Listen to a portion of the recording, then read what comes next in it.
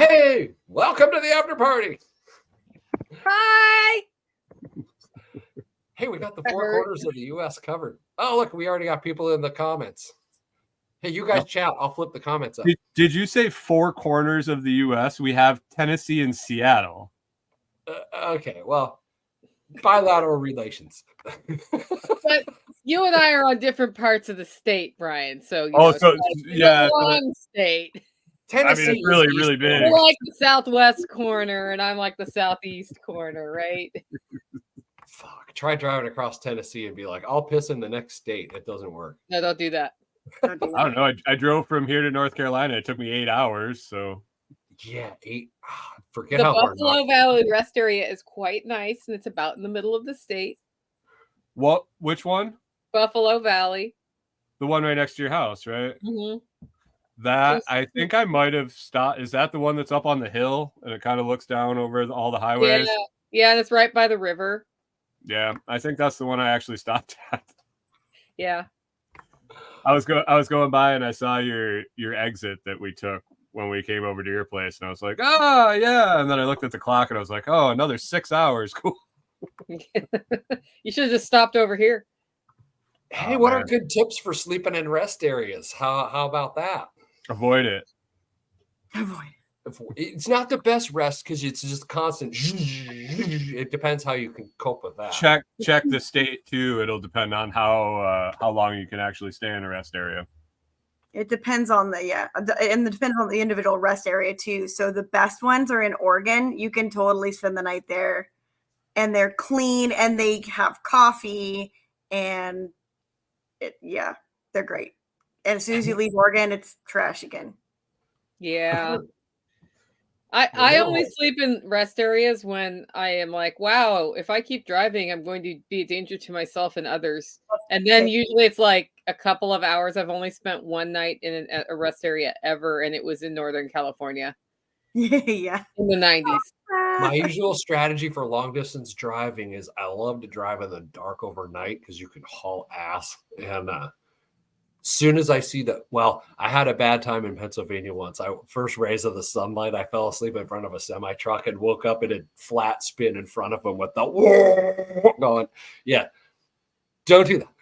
So yeah, first rays of sunlight to bed, hour or two, I don't care what. Then it's like I slept the whole night. Back on. Wow. Just any place flat. Get off the road. Get away from the shit. Lock your stuff up. Like, it's best if they don't know you're in the car, like blankie or something, flip over the top or throw over the seat, sleep under it. Right. And then you're a random chance if there's a person in there with a gun in your face, if you come open the door or not. If they can see you, they can see you. Yeah. Yeah. I'm not in a hurry to get anywhere. So. Can you please put question in all caps and we'll answer your question? Yes. Not in a hurry. Brian's got the. I'm not in a hurry to get anywhere, so I don't ever plan on traveling more than half a day, so I don't ever have to end up staying in a rest area. So I'm always. I have a place that I'm headed. I have a backup plan, and I have like tertiary plans beyond that to where I'm not staying in rest areas. So that's about what I do.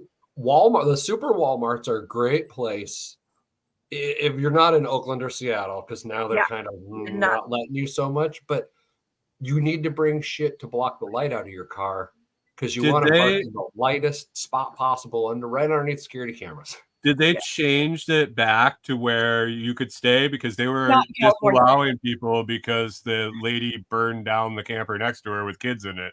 Yeah. No Walmarts in California. I heard it was everywhere, but then I saw people posting that they were staying at them.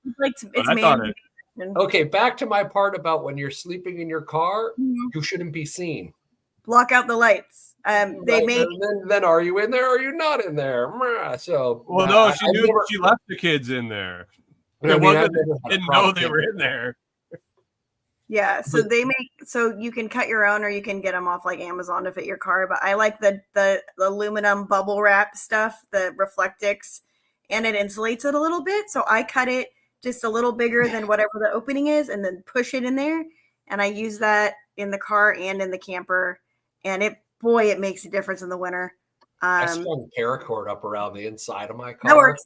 from a the curtain. handles and shit. So yeah, Yeah. all these little tapestries that I got all over Yeah, the place. Tap, tap, tap, done. Yeah. Flip up some tapestries. Am I in there or not? You'll never know. Yeah, that works. The bubble wrap works. There's all kinds of like, I have they're like thick foam ones that go in my vents on the top of the RV, and it blocks light and air coming in when it's cold. There's all kinds of cool stuff now. So Brian's strategy: don't be in a hurry. My strategy: fly fast and low. Yeah, I don't know. I haven't held this thing anywhere, but I think its first trip is coming up soon. So Is it total? Is it Tactical told me I won't be pulling it faster than 70. And I was like, that's fine. How big is it? It's 20. That's good size. It's small enough. I would check the tires because our tires are rated to 65, I think. Right. Well, and I'm like, maybe I don't need to go that fast with that much weight behind me too. Because not for the first trip. I mean, once you're used to it. Like when we first started, I got everything I own in this fucking rig setup. I don't need to go fast. I don't need to go anywhere, and I don't need to deal with fucking people cutting me off when I'm going too fast. Fuck that. It's not the first trip. It's all trips. Drive fucking slow. Yeah. Well, and that's something to talk about too. If we have anybody listening who has not towed or hasn't towed a lot with their rig or hasn't driven a big truck a lot, people get really, really weird when you're driving a large vehicle.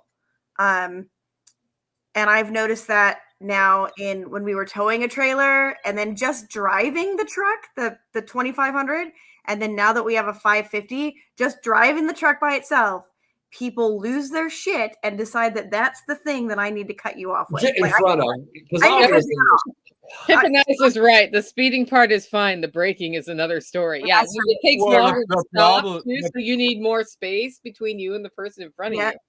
So everybody thinks that's a great place to cut into traffic. Yeah, exactly. Between my fucking buffers. Everybody's like, "Cool, look, space." Yeah, it's you have once you realize that you got to take that to all your driving and don't fuck semi trucks over continually. Yeah, 100%. Like there's a reason there's less space in front of them. Just stay out of their way. They could blow tire. You don't know. It's just, especially like semis. I just stay away from them. Like if I gotta pass a semi, I like pass a semi, and then I'm gone. I don't hang around. But yeah, towing tires. That's the thing that people don't account for. They're like, "Oh, can I tow this?" And you're like, "Well, it's not can you? It's the stopping." Like, my car can go up to 7,500, and this is supposedly 3,000 pounds empty. Perfect. So I'm fine as long as I don't put my weightlifting rig in here, right? And it's probably not going to happen. I don't. Well, so guys, I'm going to back up a little bit. We didn't start out with why we're doing this episode. I thought it would be fun to talk about camper living because I've been living in this for about 3 weeks now. Brian has gone through a whole life transition from homestead to camper, and you guys do camper-y things. Just about what the nomad life is like, what living in a camper is like, and how awesome it is. I'm learning a lot about what I don't need right now. It's stuff-wise, which for me is liberating because I have a house with too much stuff that's all packed up right now. And so for me, it's awesome. And I want to hear from you, lessons you've learned. So maybe I can jumpstart and not unpack all that crap again. Because maybe I'm not in a camper. How fun was it packing it up? I don't know, because the Holler neighbors did it for me because I had such an insane schedule this fall. They came. I don't even know what I own. It's just all in boxes. Somebody else packed it. I don't know where any of it is. And I have when it's worth my time to go find a box that is, may or may not be labeled and get my stuff or the thing, then I'm like, okay, it's worth having that thing. But that's how I've been approaching it. So now I'm like, I only have 6 things in the kitchen I really need right now. And the espresso maker. Yeah, I mean there are things that you just want, and that's perfectly fine. But you really, when you have to have a place for everything and you only have limited places, you really think about what you keep, and then as you have to function around things and you're like, man, I could use a little more space, I don't want to have to take out 45 things from the back of the truck to get to the thing in the back. I only want to take 30, so I'll throw 15 things away. I haven't touched it. I've been on this, doing this for off and on for 3 years, full time for over a year. If I haven't touched it yet, I can go buy it. Like, really, I don't own anything that's that expensive that if I need it once every 3 years, I'll just go buy it. Yeah. Something I learned from my sister is that there's this really cool storage unit that we can all use. It's called Facebook Marketplace and Craigslist. Yeah. And when she said that, I was like, I'm going to get rid of more stuff tomorrow because, like, literally, and it was like in particular tools like the tile saw I've been keeping. I mean, I'm tiling in the next week here, but I don't need to own a tile saw for the next 5 years because of this one project. Well, you're going to use it now, then that's the perfect time to get rid of it because you used it. You're not going to use it again. Like, what else are you going to tile in your house? Build it that project when you want to do that project the next time, and then sell it at the end and get a little bit back. Right. I mean, I sold my tile saw. Now I'm borrowing a tile saw for this one, but that's what I've started doing. It's like, I'll just buy the tool and then sell the tool because tools don't store well in Tennessee if you're not using them because of the humidity. Like, it needs to move to not rust. And make note of which neighbor has which tool. My new neighbor that I just helped him pour his well pump house concrete, I noticed bought a brand new Ryobi mixer for that job. Oh, guess what I'm going to start next out at my place? The Styrocrete pour. So, hey, Bob, remember that day I took the half day off and helped you get your concrete done? Yep. Yeah, there's no reason for everyone to have a tile saw. I mean, it's so, but then how do you lend tools out and get them back? Well, I really just, when we decided we were leaving, it was extreme. Like, that's from 5 outbuildings full of stuff, homesteady stuff, tools, project stuff, tinkerer stuff, future project stuff, like junk that I picked up off Facebook Marketplace because it was free, because I had a place to put it that I would have used, if I lived to be 400 years old. I might have got around to making that smoker out of the freezer that I picked up, the 7th freezer, because I was going to put cold storage in the ground, and I was going to make a freezer or a cool tank for processing chickens. So once I realized tiles of someday. I just exclude all that shit. Like, I just excluded it. It was like, I don't even need to consider that. I just saved myself a year's worth of downsizing because I just realized that in the moment that, never. But then we went through the house. Corey had a really easy time paring down. She just started getting rid of shit. I was more of a collector. I had like a t-shirt collection that I had over 200 t-shirts that I had been accumulating over the years. I had hats. I had all sorts of stuff. So it was really hard for me to pare down and emotionally let go of the stuff. But once we did, and I got in the camper, I was like, I don't need this shit. I really don't. And we got to Texas after 6 months, and we had a dumpster at the place we stayed. We had access to a dumpster, and we purged twice more in the next 2 months, just like getting rid of shit. We're like, oh, yep, nope, we're good. So it's freeing. Like, we don't have a storage locker. We don't have anything. We have a pickup bed and a 32-foot camper.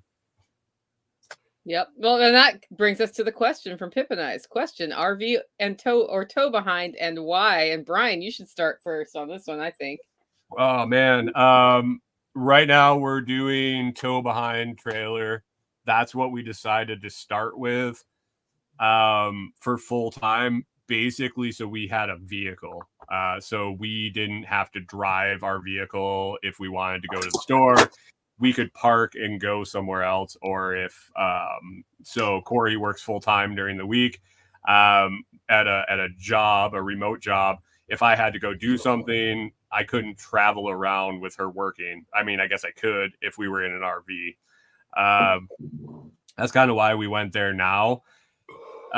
We might consider RV with a tow behind vehicle at this point, and possibly just we're thinking a lot about toy haulers with a vehicle inside, a smaller vehicle of some sort, whether it be 2-wheel, 4-wheel, something to where it's now we have 2 vehicles and a trailer. I'm looking forward to seeing Brian drive a smart car. Electric smart car is the lightest electric vehicle you can buy. I would probably just go back to $1,500. my glory days of my youth and buy a motorcycle. I thought I was going to do that, and then a friend of mine had an accident, and I was like, God just told me not to do it. I shouldn't get back on a motorcycle right now. On That this road. usually happens. That usually happens. Yeah. So I don't know. Something I got in the back seat of a Volkswagen Bug once, one of the new style ones. That was interesting at 6'5". Well, okay, so a smart car is built by Germans for German men who are tall. It's so a Mercedes. Surprisingly roomy. Yeah, I'm 6'1.5" and I can't put the seat up. If I put the seat all the way back, I can't reach the pedals. Yeah, they've designed it for tall dudes. You should sit in one and see.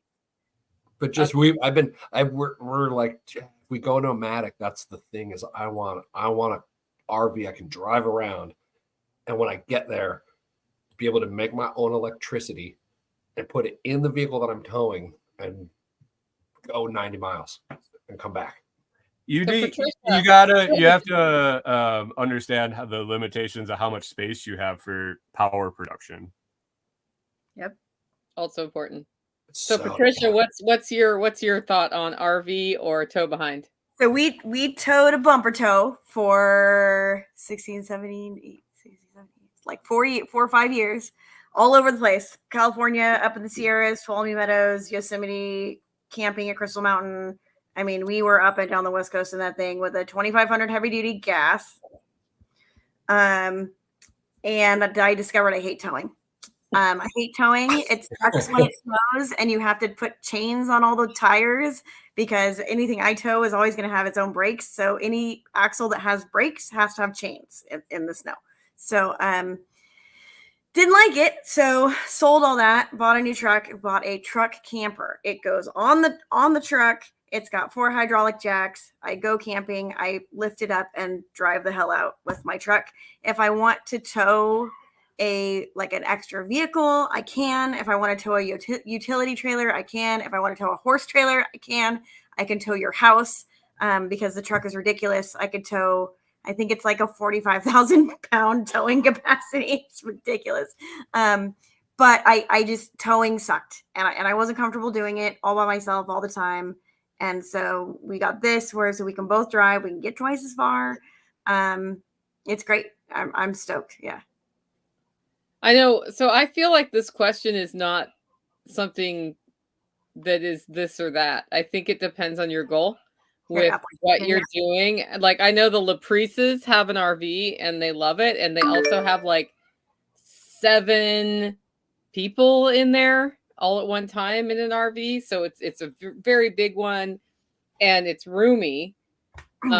I know for me, my goal with this glamper was that I can set up a site here and rent it out when I'm not using it. And then I can use it for business trips that will accommodate that, which saves me paying money on an Airbnb, right?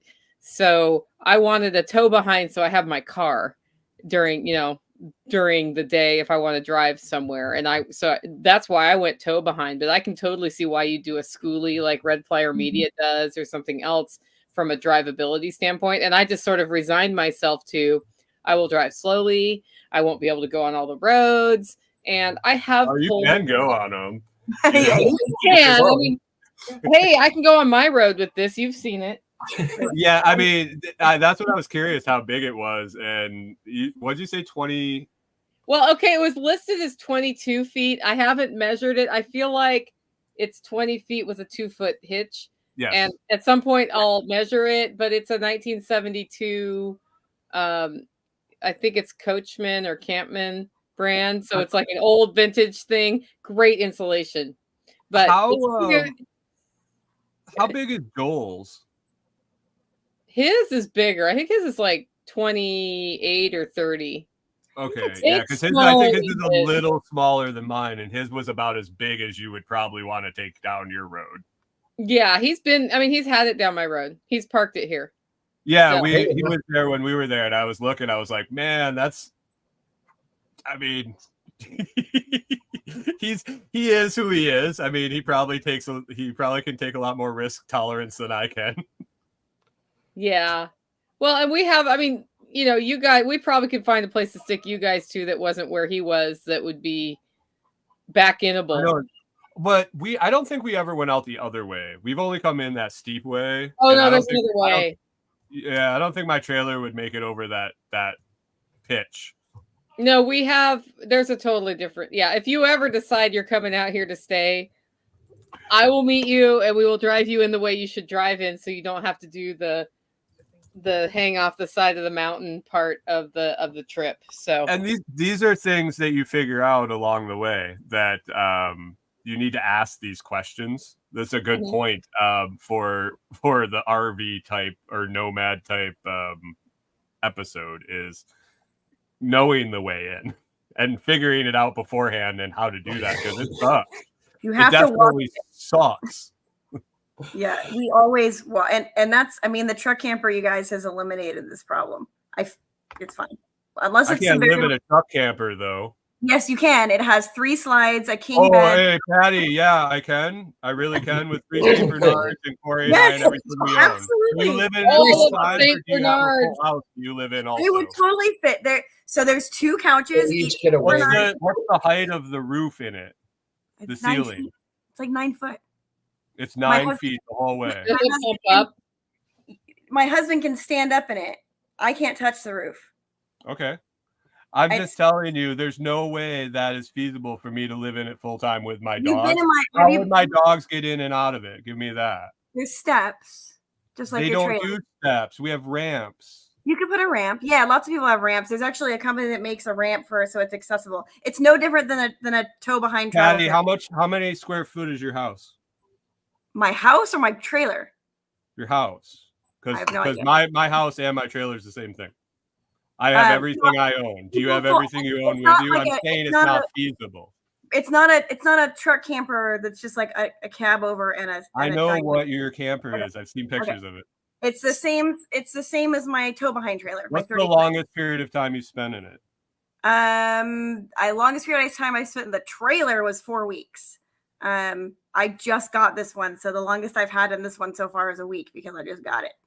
I feel like you need to come out here for SRF with it. It's a long drive. I mean, being a nomad, you could just take your time getting there. Well, the problem is I have a kid in school, so summertime. Yeah, I can't be gone for 2 weeks. In fact, I just did that. I was gone for 9 days, and it didn't go well. But yeah, so it the truck camper actually lowers when you take it off the truck. It actually lowers right down to where the access is actually easier. Is it a hallway? Huh? Is it a hallway? No, it's just the door just opens and there's one step up.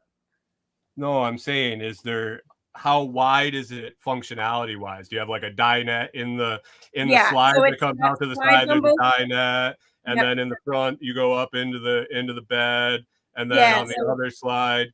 Yeah, where do the dogs turn around? Because they're it's a big open floor in the middle. Big open wide floor in the middle. I can put kayaks and bikes, and there's room for all that. It's freakishly large in there. Like it's just like when you go in, you're like, what? Your dogs could totally turn around in there. But you have 3, right? Or 2? Yeah, 3 that are bigger than you. Well, let's talk about this very important nomad/camping issue. With limited space, where do you tuck your dogs away? That's right. Yeah. So I can barely get them in the back seat. Like, where do yours go? Where do mine go? On top of me, currently in a 32 foot travel trailer with two slide outs and all the furniture removed. Like, we don't have the dinette in it. We took out all the cabinets. We took out everything. We basically have an IKEA table, 2 chairs, and the dogs. They're everywhere. They're enormous. We want to so badly go to a 28 foot or smaller, and we can't do it. Like, there's no physical possible way that the 3 of them and the 2 of us can move amongst each other and interact in anything smaller than this. The problem, I wonder if a toy hauler solution would be helpful for you, Brian, where it's big open in the back and then the ramp comes down. Everything is taken out of this. It is big open as it can get. Yeah. I'm saying if you wanted to go smaller, they're making smaller toy haulers now. I'm saying we have a 32 foot and we gutted it. So we don't have any of the structure in it. Yeah, so the toy hauler, big open back, we already have that. But yours doesn't open, 32 feet. But you don't have the flying bed. Right. The flying bed makes double the floor space. Right. They used all the floor space. The mattress is on the floor. You don't need it. They get the floor, and then you hang yourself from the ceiling. I understand the concept. That's fun when you have to pee in the middle of the night. I know. That's why I'm like, what if I have to pee? That's like, hang it up and go on somebody's head. Like, what do you do there? Jump down on a Bernard. I mean, I took 2 years figuring out how to do this before I actually did it. I've gone over the scenarios. I've heard the suggestions. I've made them myself, and I've troubleshot them all. And this is what works, and it barely works. I will tell you, it barely works. Yeah. So I have 2 dogs, and what has happened here is behind me is a bed that folds up into a couch in theory, but I don't see a reason to ever fold it back up into a couch because I'm sitting at the table right now. Right. And it has created this alcove under the bed. And immediately one of my dogs claimed that as her spot. And then the other one sleeps in the doorway. So like when I go to the bathroom in the middle of the night, I like hit the dog with the bathroom door to get to it. But that's where I stick them. Nobody wants to be under this table for some reason. I thought I'd have a dog under the table, but nope. Oh yeah, mine sit under my legs. Like I'm surprised there isn't one under there right now. They find, even though they have the space, and we need the space for them to turn around. It's actually the movement. They can't turn around in the narrowest parts of our camper. They have to like run like a train into where the slides outs are to turn around. They just don't bend in half like a human. They don't turn around in circles.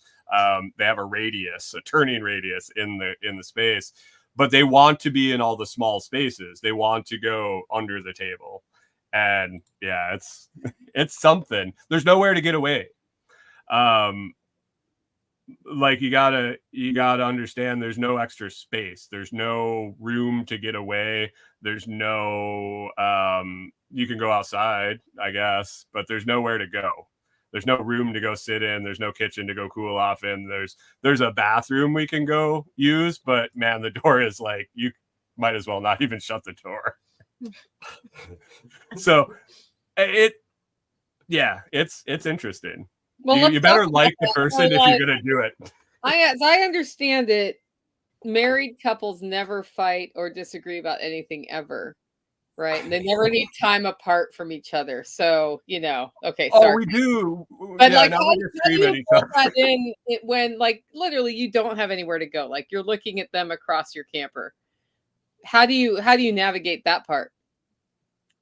We call each other on our bullshit real quick. Like, if one of us is being a dick, the other one's pretty much straight out, hey, talk about it or just stop, because you can't do it.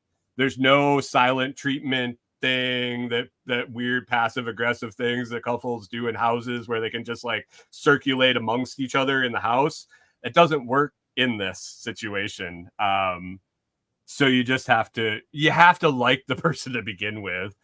Corey and I rarely ever fought or anything anyway when we lived in a house together. So we kind of are a different couple. But you really gotta just understand there's no place to go. You just have to figure it out. You have to talk about it. There's no there's no being mad at each other and all of that. It's just done because you can't coexist that way in a small space. Jailhouse rules. I live alone in my camper. I don't have the problems. Squash it fast because it'll just fester and make your life miserable. Yeah. And I just need like a little bit of space. So I've found that this has there's a bed over the cab, and there's like a little door, and it's like the bathroom and the kitchen are in the middle. So there's like the bed over the cab, and then the bathroom and the kitchen, and then like the living space. So it actually works. Like you can go and just, have some space. We're not all on top of each other like we were in the trailer that I had. I hated that trailer because it was the dinette and the couch were like right next to each other. And the beds were on the ends, but the beds were not in places where you would want to hang out at all. Like you couldn't go hang out in the bunk area. It was like really kind of claustrophobic and dark. And then you didn't want to hang out in the bed area either for the same reason. And so this one thing that I did, which was really smart, was instead of putting an actual king bed where there's a space for a king bed, I got two really nice camping mattresses. I used the Hest sleep system, which is almost like a stand-up paddleboard inflatable material on the bottom and then foam above that. So it has a really high insulation value because the floor gets cold in an RV when it's 10 degrees outside. And so I didn't have to insulate that because of the air mattresses. And then during the day, they stack. So one person can actually set up an office back there and work back there. And one person can sit at the dinette and work. And we will actually have a solid wood door between us. And it works fantastically. It becomes a playroom, becomes chill space. So I can't be in like an open concept trailer with another person. I really, really like the Airstream base camps. I think they're awesome. That's a lot of close quarters. So I always like the idea, like if you're gonna live in a camper on a property and you're the kind of couple that needs space, of getting two smaller, less expensive ones. I love that. You park near each other if That's you need the brilliant. space, and you can make one like the sleeping one and the awake one or whatever. That's what I thought because I do need space. Like I don't have what Brian has where there's another person in here. I could do this with another person. Like Mama Sauce will probably stay in this with me at some point. But long term it would be a little tight. I mean, we have our own rooms. We've slept separate for a long, long time because I do karate and I snore when I sleep. So we just kind of, that's what we did when we lived in our house. And when we moved into the camper, we were like, we can't change just because. So I took like the front bedroom and she took the back bunkhouse, and we both gutted them and just made our own spaces. And we can be apart, but you're still within that much space. And we both have to cross paths to use the kitchen, use our workspace that we use together. You can get away, but you're never away. You're really never, you can't, even when you're outside, you can hear, I can go outside and mumble under my breath and I hear her out the window. What the fuck did you say? Yeah. I like the idea. I have bad hearing until you talk quietly 100 yards away. If you've got a truck camper or an RV that can tow, I saw a setup in one of my groups where it was a truck camper towing a teardrop. And I was like, that's the ideal setup. Because my husband as well does karate and snores. So we have separate sleeping spaces, and it's worked with the two beds. There's probably about 1.5 feet between the beds. And so that's been enough separation. Like the snoring is a little much, but I can also like grab my pad and throw it down in front of the fireplace in the front room, and it's close the door and it's fine. So I can do both. But I thought the truck camper towing the teardrop was like brilliant. I interviewed a lady that we actually watched her when we were trying to figure out what we wanted to do. And I didn't realize it until she actually was on my show that it was the same person. We had been talking back and forth for like 2 months, and I was like, holy shit, hey, how's it going? But she had a truck camper and a travel trailer, like actually a bigger travel trailer. They had a truck your size, and they had a small truck camper that they used for an office. And then when they wanted to go get away, one of them would want to go get away on a small trip. They would take that. I like it. Yep. So what do you use for internet? That's a question from the comments. I have two internets. Are you happier now with your Starlink, or are you just used to the dropout, or is it still doing that as much? It depends. It's getting better. It's getting better. Starlink, I don't hear it on your morning show as a feature anymore. It's not as bad. The Starlink, so our main internet is Starlink, but when we started, Starlink wasn't available for other than stationary, so you couldn't have it as without a permanent address. So we really spec'd out our camper to start with cellular internet, so basically SIM cards and a internet router and a boosted antenna on the top. And then within 6 months of going on the road, we did 2 test trips before we actually sold our place. We used the cell internet during that time. And then when we launched, Starlink became available for camper use or traveling use. And we picked that up and we use that as our main internet. It's okay. It's better than the cell internet because we can actually go anywhere really that we can cut a hole to get the satellite to the sky. We can go, whereas cell is where it is. It's like Starlink's everywhere as long as you can get clear sky. Cellular is only where there's cell towers. Yeah, I'm not the person to answer this because I'm not really a nomad. I am on my home internet, parked right outside my house. And when I go places, I have a tendency to go places where there is internet that I can tap into. I have cell internet for a backup to send emails, but I wouldn't try to stream a show on that. I think the thing I'm trying to work out is like, this thing's really big, this mic rig, and I need a smaller, like decent audio studio setup for travel.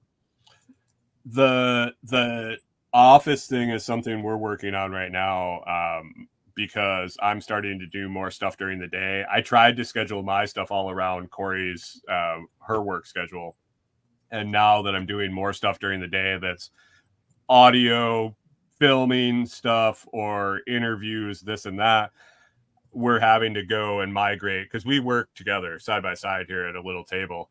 But now that we're both going to need to be talking at the same time more often, we're kind of moving our offices to the either end, to each of our sleeping spaces. And we might actually have a co-living, not work area in the middle together, where it's not just like where we spend every minute of our time. We might work on the ends and then come into the middle when we're done. But to come. Yeah. I mean, I could actually see some really cool designs you could do where you could fold up the bed and it becomes a desk. Yeah. Yeah, we're kind of limited. I'm in the front of the camper, so the way it's set up, it has the underbelly storage, and the bed was kind of on top of that, and then there was a platform there for the rest of the bed. Well, I took the platform for the queen bed out and just put a full or bigger, as a custom mattress on the width. It runs side to side. So then I have that big open space to kind of mess with, but it's also like a pass through. It's got 2 doors. So the dogs, when they go in, they don't have enough room to turn around in there currently. So they have to go in one and out the other. So if one's blocked, they kind of freak out and get all nervous and then make a big mess and trample all over things. So you got to kind of keep the circle open. And if I start putting desks and flip up things, then the dogs get stuck.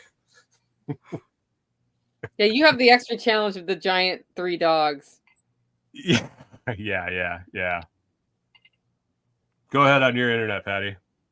Oh, so we had that We have a T-Mobile hotspot we were using with the Wii Boost, where you put up the big antenna outside of, and that thing was outrageously expensive. And I tell you what, it was never consistent.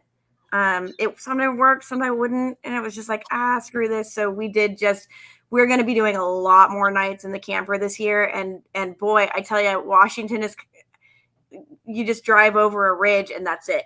There's just nothing. So, but it's usually a ridge, and you've got a clear shot to the sky, and so we're going to try Starlink, and it's going to be here Friday. So, we will have a full report using that on mountains in Washington in the next month or so, because we actually missed out on camping weekends and weeks since we got the new camper in June, because neither one of us can, from a work perspective, be offline for that long. We just can't. We can't be gone. So we'll have a lot more flexibility once we can at least get a text message out, Yeah, Nighthawk has a Starlink, and I was working on my duplex this year in Nashville. It was great to have that, just to throw a Starlink out and then have internet in the evenings when the construction was over. Yeah. And then I was in East Nashville, so then bring it in at night so it didn't get stolen. Right. Because I had to put it, like, the place it worked best was the middle of the front yard by the road. No. It is kind of like, where you got to be. Sometimes you just got to put it where it is. Yeah. And a lot of times I just rely on the fact that people won't be able to do anything with it if they steal it. Like, it's got a serial number in it. It's not like you can steal it and just bootleg it. I guess you could hack it, but I don't know. People are they stealing Starlink satellites? I don't know. I just think they don't. Where I am, it would be an opportunistic thing. They may not know what it is, but they'd be like, maybe I can sell this. Yeah. Right. We also like it for emergency calls, because if I don't have cell signal, I can figure out how to get Starlink. I have enough battery backup. I have enough battery power that I could go mobile with it, the router and the satellite, to where even if it's heavy tree cover, I could go find and walk someplace that has open sky. And with no cell signal, I can use Wi-Fi calling with my internet to make a call if I don't have signal. Like, we got stuck in rural Colorado with no cell signal. And if nobody had driven by in a while, I was going to fire up the Starlink and use Wi-Fi calling to get a hold of somebody to come and help us. So how do you figure out what to keep in your life and what not to keep in your life with such a small space? I love that noise. That was a good one. What you use, I guess. Things you use that have multiple purposes. Small things. Memories are really good for pictures, and pictures are good for digital media that don't take up a lot of space. I don't need to physically hold on to everything from my childhood. If I take a picture of it, I can put it on a flash drive and I can put 1 million pictures on there. Tools, I thought I needed more than I did. I'm very resourceful. After being a technician for so long, I realized that I can make things work. So I don't need everything. I can figure it out at some point. Multi-purpose things. You got to realize what space you have. We were both limited by space and weight because of the dogs. Like, we literally have over 500 pounds of cargo that is alive animals. And then we carry another over 100 pounds of feed for them at most times. So we have over 600 pounds of our total weight is animal and animal feed. So we really got screwed on the space to weight ratio. So we have to take light things, multi-purpose things, and things that really mean anything to us. I think we kept one memorabilia thing, and it was a quilt from our wedding. Which has a use, right? If we need it, yeah. If we took it out with these dogs, it would be ruined in like 10 minutes because of the slobber and the dirt and the hair. I understand. But yes, it is something useful, and it was the one thing. We had 2 or 3 things in a pile before we left that we were going to keep as memories. I guess we have a couple of little frame things, but they're just decorations for the camper. They don't take up any space. But we ended up just settling on the one. We made the call. Really, it was space wise. Patty, how do you make decisions about what goes in your camper? This is harder now because the old trailer had just a shitload of cargo room, and this one we've downsized a little. So, it has to be stuff that I don't like unitaskers. It's got to be multi-use. I try and get things that are collapsible, like all my kitchen stuff is marine, meant for boats, boat galley, so it all nests. It's all collapsible. As far as that, if I were to sell the house and go full-time nomad, I would keep. So I already kind of had to do this when I moved into a tiny 400 square foot house in Burbank. So I've already done this once, but I usually keep like a box of photos that aren't digital, that I can't reproduce. And the rest of it, unless I'm using it all the time, it gets sold. I mean, I just don't like getting attached to stuff. I have a lot of stuff. I'm not super attached to it. How about you, Brian? Tell me. I mean, you've lived in your van, right? I've lived. Trips? Oh, yeah. I road trip like the mother. But I go through. I don't bring anything. He showed up in Tennessee for SRF and he rolled into the campsite. I looked at the car he was driving and I'm like, how long a trip was this? He's like, oh, like 2.5 weeks. Like perfect. You don't. All our stuff has to be able to be stowed too. Was something that I remember. So we have to be able to secure it into a cabinet or in its space, because when you travel with a trailer, it is chaos in the back. Rolling earthquake. Okay, so like the real things to bring, like air pumps. Yep. I got air compressor. Batteries for your air pump, so you can run that motherfucker for a while. Extra fuses. You must have at least one complete set of extra fuses. Why would you bring batteries for an air pump? Why wouldn't you just get a 12-volt air pump and run it off either your car or your camper? Because all my Ryobi 18-volt shit is like that. So like the pumps, the lights, the radio, the blows up. Like it does like 18 jobs. Plus I have a backup one that runs the same batteries under the other seat, because why not? And then a tire patch kit. Like literally the rubber thing, the mauler and the popper. Yeah. Or the fix. Like when I got to Tennessee with C and Brian, there was a screw in my front tire when I left Seattle that I was like, interesting. But I'm on a schedule, so I'm off. I just left it in there. But when I got down there, it was still in there. And when I got home, then I fixed it in my driveway. Like, if it had blown at any point or started leaking air, I didn't give a shit. I just pulled over and so, okay. And the other thing that I carry is not the shitty jack from the factory, whatever. I don't even know what it is anymore. I haven't looked. Like a floor jack, a real floor jack. It's not that hard. Not that hard. Like a real one. Yeah, Costco has them. I would disagree with the floor jack. I would go more with the bottle jack. The floor jack can, in situations where you're going to pull your trailer, you can't always get a floor jack under a trailer or under a truck with flat ground or stable enough ground. You can always secure the bottom of a bottle jack and make it work. True, but within a half mile of walking around in my flip-flop sandals, I guarantee you I'm going to find an 8-foot tree limb and a block, and I'm going to make a lever, and the boat goes up, then goes under. So I'm saying you're going to a lot of the excavating, a lot of use of your jack is less tires and more getting your shit unstuck. And you think in weight terms, right? So that's why you're going bottle jack, and I think in like, it's just me and my cruiser car, so I'm going to put in like, because then I can help other people. I can lift crazy heavy shit. I can use it for a lot of things. But anyway, that's. Can you like lift your car up with that if you got it in the center and like spin it? You probably could. You could probably put a 2x12 across there or 4x4. I think you should try it.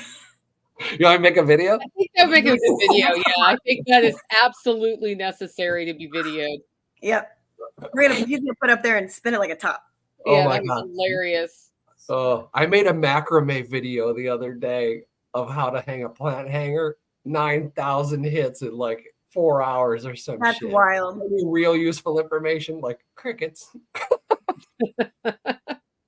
Well, you know, that's just how that goes.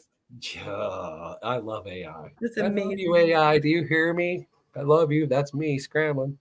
So something my uncle told me this year, because I had another uncle die, and I showed up in town, and I was talking about packing, and he's like, "You know what makes my life easier than your life?" And I was like, "What?" He's like, "I have complete and utter faith that anything I need, I can buy right now." And I was like, this changes everything for me. You are 100% right. Like, if I am, like if I need an extra jacket, I can just go buy an extra jacket. I don't necessarily have to always bring the extra jacket. Now, if I know I'm going into a snow zone, totally bring in all my good gear, right? But Thrift store, $2 jacket. if I'm taking this thing to the Midwest Preparedness Project, which is totally happening, and it ends up that it's suddenly really cold and I didn't see it coming, like, I can get it. Or if it's too hot and I need shorts, I can go to Walmart and get shorts. 100%. You can, or you can cut your pants off and make them short pants. Also that. Oh, be careful. I saw that go horribly wrong once on a Boy Scout hike. Not while they're Tell on me you. about it. This sounds like a good story. Oh my God. Yeah, we learned. Oh, yeah. You learn not to play with fire when you almost burn a forest down. So this kid decides he's going to cut jeans off while they're on him, and being good scouts, fucking sharp, big ass buck knives. So he gets the first leg off, no problem. He's doing the second leg, and he comes to the inside where it's stitched, and you're really going to put some muscle to get through the stitching. Oh, Shoot. no. Other inside leg, like almost gets his fucking artery. Like, oh, that's what meat looks like. Squirt, squirt, squirt. Oh yeah, we got to practice everything. Practice. It was like, sewing. Yeah. Building the little skidder, sucking, putting the pressure on it, stopping the bleeding, calling the shit. Oh yeah, that was pre-cell phone. Someone had to like run. Oh yeah, that was a fun day. Yeah, Red Planet Media says I have to hit thrift shops regularly when traveling on a motorcycle and running into unexpected bad weather. Yeah. And then you just let the thing go because you got the rain slicker for $2. So off she goes. And you didn't have to have the Chinese factory build one more because you went to 7-Eleven. It's Brian. Well, it's other Brian. Our 7-Elevens have those. Do you care about, like, more plastics in the environment? Okay. If you're like, fuck it, just go buy new shit all the time, throw it away. If you're like, hey, there should be less of that, it already exists somewhere, go get it cheap and then throw it away. And there'll be less of it. If you care. Fair enough. Yeah. Choices, right? I didn't know they made rain slickers in Chinese factories. I didn't know they sold them at 7-Eleven. Oh, I mean, they have ponchos. That's probably. where I was like, what? Why? Go into Circle K or Macro or whatever. I was thinking more Chinese like truck stop, but truck stops have everything. Just so you know, usually they have a laundromat, they have showers, they have all the essentials that anybody need as a nomad, because basically a truck driver is a nomad. So if you think where they need to go and where they stop, they have everything you need. So. They have it all at a premium, though, because you can't back that truck in anywhere. So how does owning a camper or living this way like increase freedom? How does it increase freedom? Yep. For you. I mean, I can really go where I want to go and do what I want to do. I don't know what I'm doing tomorrow. When we actually sold our house and we had nowhere to go and nowhere to be, and it was terrifying and exciting at the same time, because for years we had been driving towards goals and trying to hit things like on our homestead, and now we just get to do what, I don't want to say what we want whenever we want, but we can make plans as we see fit at the time, so we can kind of explore different options, explore different areas of the country. And that's how it's increased freedom. We can move when we want, where we want, and kind of make it work however we need to. As we get better at doing this, it gets easier and easier. Patty, how is your camper like increasing your freedom? Yeah, so I always kind of jokingly thought about it as my mobile house and my mobile bug out vehicle. I didn't realize how important that was to the mindset of increasing freedom until I sold it and was in the period in between not having one. What I realized was no matter what happens, I live by railroad tracks. If the railroad derails and we got to evacuate right now, 2 seconds. If the power's out, I can get in the camper and drive to where there's power. If there's some like breakdown of the area or natural disaster, I can probably drive out. If there's a huge loss of income and we're like, damn, we can't afford a mortgage anymore, we have a backup plan. So I think having the fallback allows you, I think it allows me to take a little bit more risks sometimes because there's a backup position. And without that, I think I would be a lot more nervous. Yeah. How about you, it's funny you say the power. Well, we watch the neighbors' lights to tell if the power goes out. Yeah. Oh, looks like they're all out of power. Like, holy shit, the power's out. I didn't know. Oh shit! And even we're set up to go park in the middle of nowhere for 2 weeks at a time. So, and our our sticks and bricks house, we have a generator and all that stuff. But honestly, if the power's out, I'd rather just go be in my camper because it's a smaller space to heat. It's more efficient, and I don't want to run lights when everybody else is out of power, honestly. All right. So I'm thinking about this totally more hub and spoke, right? I travel light because I go from hub to hub. I just travel along the spokes. I'm not nomadic like that. I don't hang out in spoke land, hub to hub, right? You don't need a bunch of stuff because there's stuff at hubs if you don't spend time in the middle.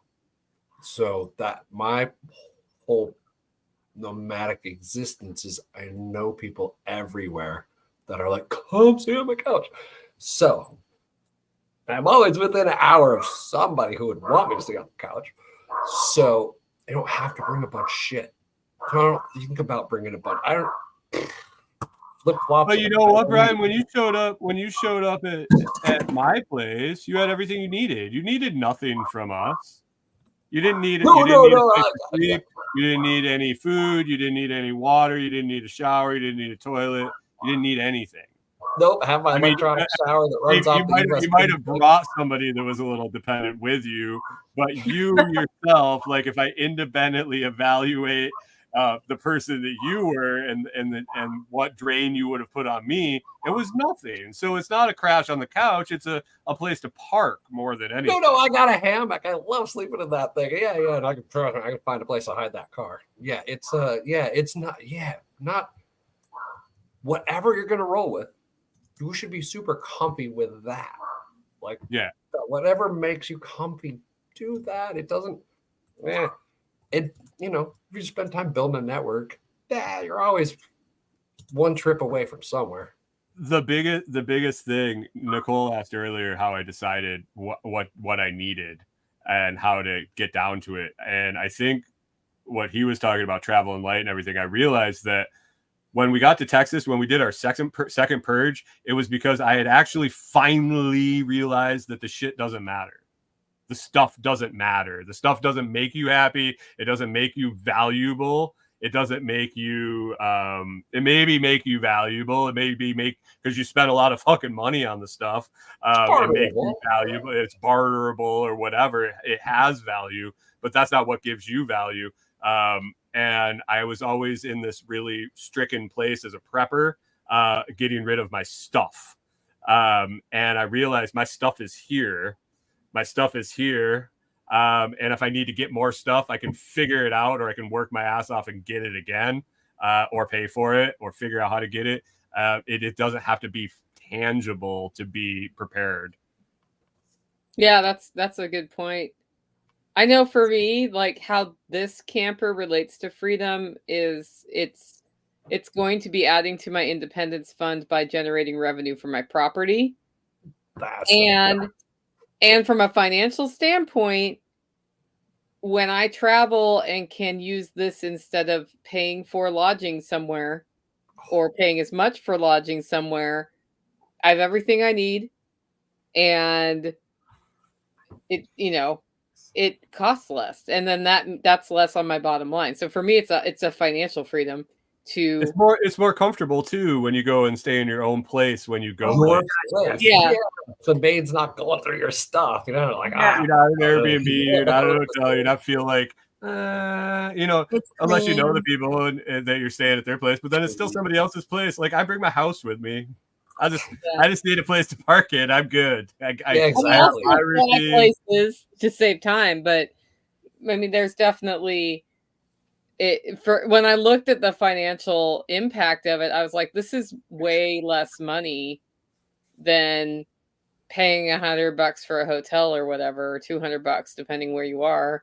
And if you're renting it, you will keep it clean and perfect. Yeah. Right. Because they're going to leave reviews, and you won't let one thing go. It'll just Airbnbs are like that. Yeah, yes, they are. So, and totally stays on hotel nights. I mean, that's how we the trailer idea got started. Was we were spending like 2 to 3 weeks in Yosemite every year, and your choice was a tent or they're like hotel rooms, which are about Motel 6 quality for $350 a night. And it was just astronomical. And we were like, we can get a trailer and camp here for $45 a night and camp here for 3 weeks. And that's what we did. And those were some of our longest trips because we could just haul out to Yosemite, work from there. There was Wi-Fi. And these people were spending $350, $400 a night for these awful little undermanned. Use a trailer. Yeah. It's such a deal. Oh, I had it at the horse show in October. This was the truck camper's first time at a horse show. And that was great. It was like $35 a night. The closest hotel was 15, 20 minutes away and was probably almost $300 a night just because it's out in the boonies and they can, and it's horse show people, so they will. And I slept, 100. Yeah, I slept, 100 foot from the ponies, and my trainer would just text me and say, I need you to get on at 11:30. And I just wander over. It was awesome. That's a good ask me how I know. Don't ever get a hotel room for less than 100. Ask me how I know. Okay. I've spent more than one night at a Super 8 hearing somebody get beat up outside my door. Yes, I know. Oh my God. Have you ever been in a hotel room and turned the shower on and had all the tiles fall off the wall? No. Just mold. You know those shower heads that are like they feel like when they hit you, they'll like burn a hole through you. It's just like one solid stream of all the pressure. Yep. We used to go up to Niagara Falls, Canada when I was in college and find the cheapest hotel room so we could spend more at the casino and the nudie bars. And the place we stayed one night, we turned the shower on in the morning, so hungover, and you turned it away from, because you were like basically sitting in the shower on the toilet, so you turned the shower head away and it hit the wall, and all the tiles on the whole wall just crashed into the bathtub. And I'm like, I took a shower. I stood on the tiles and I took a shower. I was so hungover, I just had to like get cleaned up. I was like, but yeah, we told the guy at the desk, we went to check out. We're like, hey, all the tiles fell off. He goes, again? He put them back with Elmer's glue. There wasn't a lot of mortar in that mortar. Oh. I mean, it was like a water pick coming out of the shower head. It was just like... Yeah. That sounds uncomfortable. What could be causing that? Oh, Jesus. Oh, I'm talking about. Oh, hey, I had another idea after helping that neighbor with this well pump. So he's a Tesla guy. He tells me that the power company out there, we're co-op. It's the cheapest power in the U.S. per kilowatt. And they haven't gone to time of day yet. But he put a dual power box in just so we'd have 2 meters. So each car will have its own meter so that each bill will start from 0 and go up. So I found my power man. So now that Wrangler Star video from 2 or 3 days ago where he had that Power Plus Pro, like the two of them would make the 240, right? Screw paying $6,000 to $9,000 to hook up, spend $9,000, get 3 of those, Always have one at neighbor's house plugged in, paying him the cheap rate, right? I never get hooked up. I build my whole place so it just has the plug for the Power XE dual. Boom. I got 240 amp whole house power for the off-grid cabin. And I always Hey, I got have someone who can wire that up for you. But no, I'm just gonna wire the you just wire the house like normal. This is a normal house. And coming off the box, you just put the female plug for the coming out of the extra, the whole deal. And then when I leave to come back to my house, the Power XEs come with me. There's nothing to steal in the woods. All the wiring's in the walls, in the concrete. I mean, they can't even rip it out because inside the concrete walls. So there's nothing to steal, right? Oh, there's no juicy parts of the system to leave in the woods. And then future, throw some solar panels down in the field where it's really sunny and build a brick pump house with a steel door where you put the Power XE that's charging off the solar panels inside this brick steel door locked pump house. And then I swear this whole thing, it's like you guys have been rattling off songs, and in my head, she's a brick house. Ow. Oh, wait, I got that one. Hold on. Okay, go ahead. That's what's really happening in here. But no, Brian, after listening to your RV, all the wiring and all the complexity of it, and then just listening to him the other day show those two live, how easy it was to just take an old house on AC and just solar generator it. Like, okay. And those are big enough now to have enough power to run a real thing for a while. Mine is just it's a manifestation of what I had to do to the camper to convert it from shore power to solar. The easiest route was to take the DC, store it in DC, convert it to AC, feed it into the camper, and use the onboard. Like, we're going DC to AC to DC, but the power loss was so minimal that it didn't matter on the size of my system. It was just I didn't need to tear all the wiring out of my camper. I just used the power box that was in there, and then added a new input. Well, shit's getting better. I mean, they didn't have this stuff 5 years ago. That's all like plug and play, 240 red. Just like, I was talking to someone about a mini split that runs solely on solar. Sean was just talking about that the other day. I haven't listened to it. For one of those. Straight solar input. Solar. So it's just off if it's not on. Because they sip energy. They don't take much to run. Not anymore. Not anymore. Our mini split that we just put in here that I had in a box for 10 years, we finally installed it. We have to leave it on the lowest setting or it sweats you out. You can't leave it on overnight. So it's as low as it can go. So it halved our electric bill for heat this year. So that's pretty good. Mini split is that's what I have in the roasting shack. Yeah. Luxurious to have heat in your roasting shack. There's a mini split going in there too. Well, and we're limited to roof space for panels. I mean, I guess we can bring. Here I have that thing. Yeah, those are awesome, aren't they? That might be from 1972. It probably is. Panels are getting really like that 400 watt fold out. Yeah. Soft panels of those things, they're getting, I mean, price is coming down. I think the glass ones I'm seeing now for like 34 cents a kilowatt. Getting better. Like buying bulk. So we did three panels on the roof and then one loose panel, so that if we happened to be parked somewhere that was a little shadier than we liked, we could put the one out like in front of the truck. Yeah, it was nice. Yeah, we got we have 4 330s, and I'm pre-wired to do 2 more kickers if I want. I just don't have the panels or a desire to have them because we haven't needed them. You haven't needed it yet.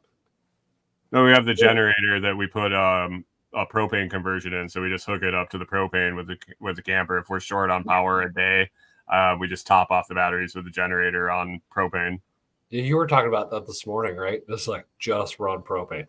Like Yeah, It's never had gasoline in the generator once. I just run it off propane. It's so clean. You take the engine apart and it's just like pristine still. There's no, there's nothing. It runs easier. It's a little less efficient. It's quieter and the exhaust doesn't smell. Yep. That's lots of reasons to do propane. Yeah. And I don't have to carry gas in my truck. Yeah. Also, Right, propane is strapped to the camper.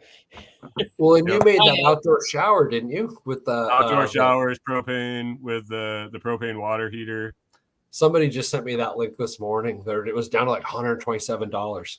Yeah, like, yeah. that's I think we so got it at much cheaper. $119 for on-demand propane heater and a pop-up tent for $99.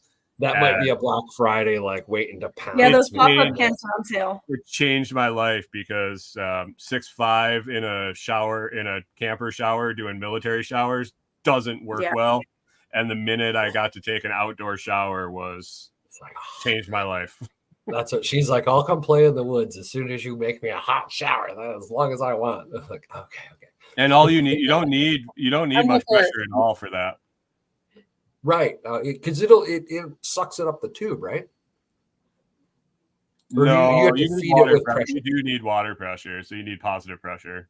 It's so up to, but it's only up to 6 liters a minute. So a little flow jet on a 12 volt. They make one, Ryan. It's gosh darn it, it's a Julka. They make one where you just throw the end in the lake.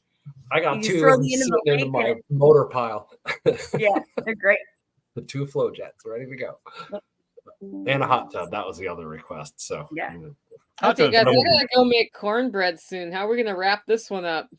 Oh yeah, I gotta go make cornbread too.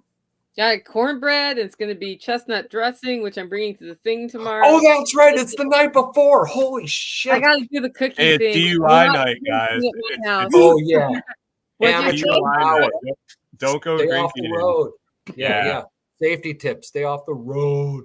Oh, I got don't mine 20 years ago today, I think, or 23 years ago tonight after a work shift. What'd you get? DUI. DUI, yeah. Night before Thanksgiving, you get to spend a little time in jail. 2 years ago, so I can totally have a bourbon tomorrow. Because he's driving. Yeah, Good job. That's my plan. Perfect.